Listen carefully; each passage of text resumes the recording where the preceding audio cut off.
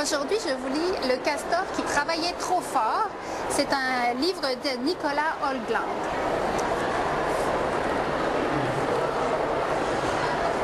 Il était une fois un castor qui travaillait tellement qu'il ne réfléchissait pas toujours à ce qu'il faisait. La négligence de ce castor commençait à devenir un problème. Ses barrages fuyaient, il laissait en plan des arbres à moitié rongés et pire encore, il en abattait plus que nécessaire. La forêt était dans un état lamentable.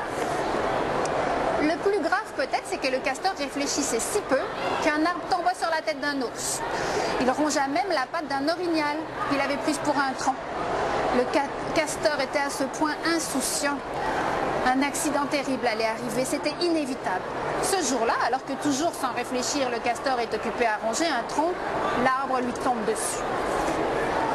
Le castor se réveille à l'hôpital avec la queue tordue, 2 pattes cassées, 3 côtes fêlées, 4 gros bleus, 5 doigts foulés, 6 orteils croches, 7 petites coupures, 8 vilaines égratignures, 9 muscles endoloris et 10 méchantes écharpes. Il a passé toute sa vie à ronger, à nager, à construire. Il n'est jamais resté assis tranquille un seul instant.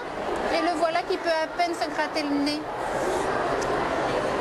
Au début, le castor ne peut rien faire d'autre que de fixer le plafond.